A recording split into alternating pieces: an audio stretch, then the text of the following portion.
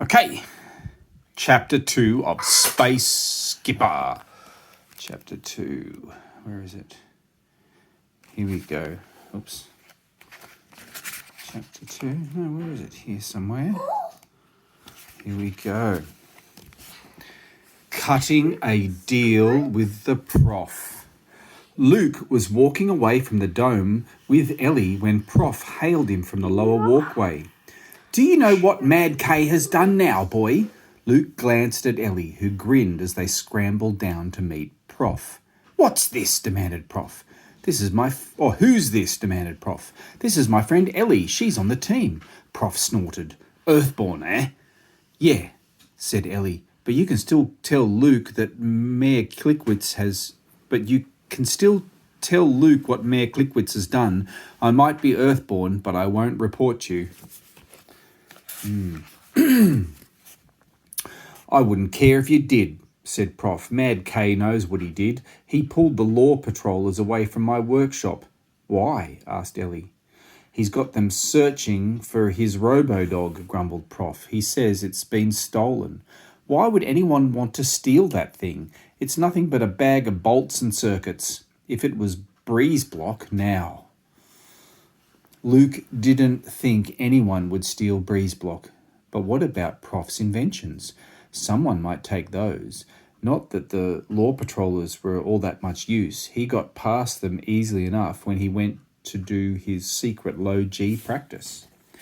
Maybe Mayor Clickwitz will send all the law patrollers back when they find Super Canine, suggested Ellie. Prof snorted. Not him. He thinks I stole his bag of bolts, dog. It was just like Prof to tell the story backwards, though, thought Luke, sighing. Did you? Asked Ellie. I did not, snapped Prof. Why would I steal that mess of circuits, Earth Girl? I've got a proper dog.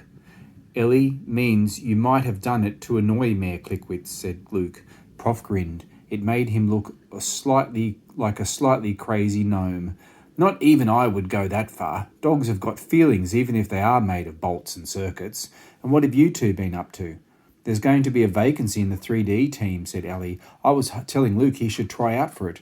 Prof narrowed his eyes. And no doubt Luke told you he couldn't do it because Mad K hates his crazy old grandfather. More or less, said Ellie. And you and Luke think if I would just say, yes, Mayor, of course, Mayor, to Mad K, then he'd invite Luke to be on the team, said Prof. No, but at least I could try it out. I could try out for it, said Luke. I wish I could help you, boys, said Prof, but I have my principles. I can't throw them away, even for you. Luke frowned. Prof tugged at his bushy ginger beard. What makes you think you could play 3D anyway? He asked. Well, my brother and I do, said Ellie. So why shouldn't Luke? You're Earthborn. Luke's station-born. So what? Low G makes most station-born space-sick. Not me, said Luke. I feel fine in low G. And how do you know this? I hope you haven't been letting him into the 3D dome without permission, Earth Girl. I'd be thrown off the team if I did that, said Ellie. She winked at Luke. I'd better go now. Pav's waiting for me. Beat me later. She swung back onto the upper walkway, leaving Luke alone with Prof. I'd better be going too, said Luke. Not so fast, boy. Prof conducted Luke to this tiny unit where he lived and pushed him into a chair. You'd better tell me where and when you have tried low G. Luke squirmed. You know the gravity chute in your workshop, he muttered. I practiced the moves in there. It took me a while to get the hang of it.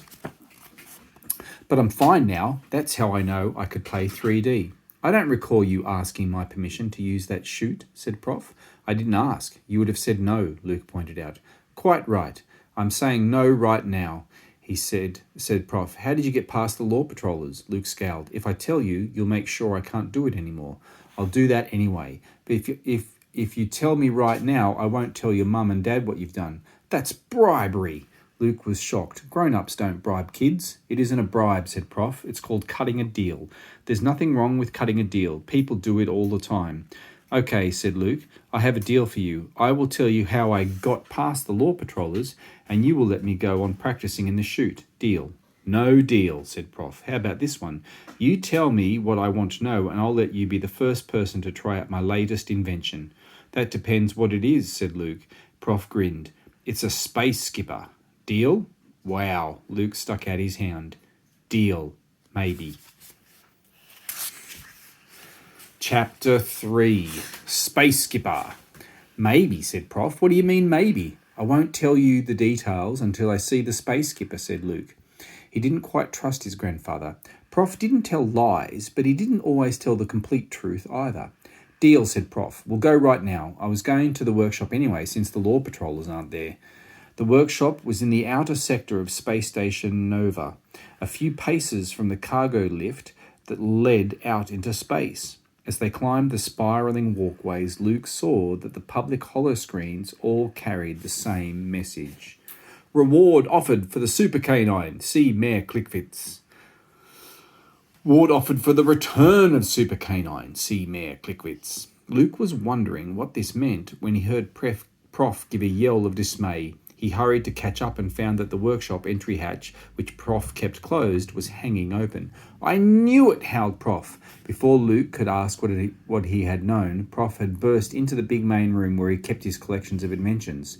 Some were very old. They had been invented by Prof's great-great-grandfather, and not even Prof understood what they were for. Some were so new that only Prof knew what they were for.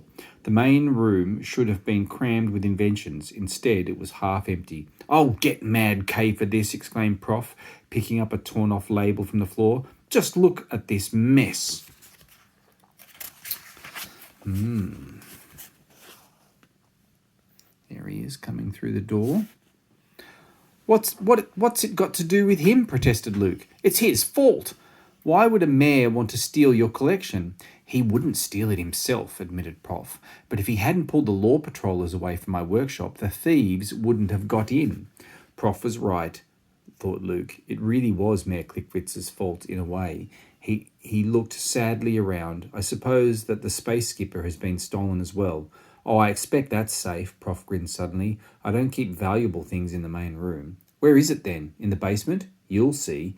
Prof bent down and opened the hatch that led into the gravity chute. "In you go." Luke stepped into the chute. Prof had set it to 0 gravity, so Luke had to brace his hands and feet against the walls to keep from bobbing about like a cork in water. Smartly, he descended the chute, thumbed open the hatch at the bottom, and climbed out into the basement. For a few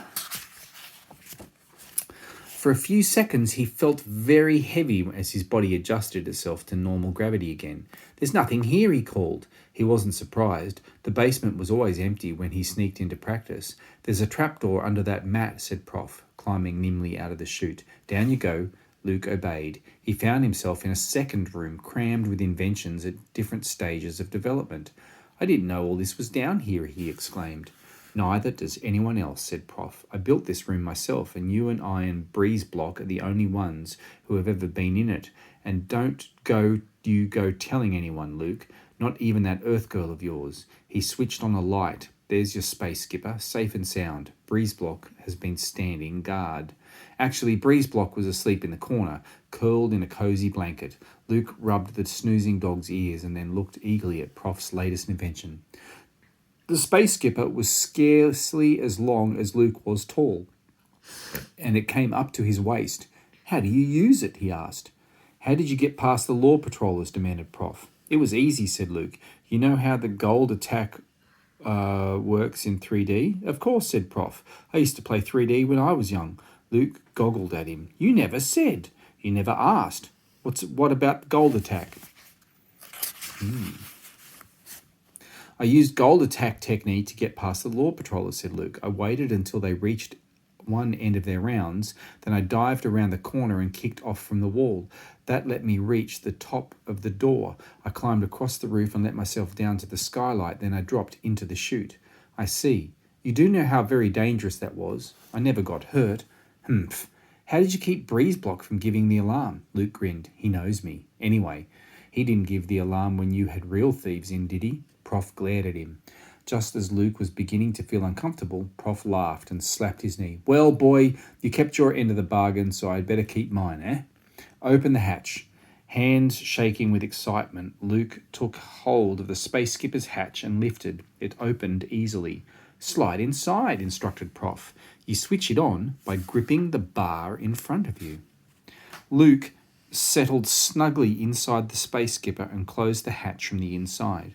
He put his hands on the bar in front of him, then looked hopefully at Prof. How do I make it go? You have to discover that for yourself, said Prof. I'm going to report the theft. Come on, Breezeblock. He clicked his fingers, and the dog woke up with a snort. Don't you go bringing anyone else down here, boy. I mean it.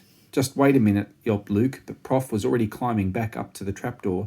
Breezeblock sprang after him. Luke sniffed. That was so like Prof, to let him get into the space skipper, then refuse to tell him how to make it go. Well, he would have to work it out for himself. How difficult could it be?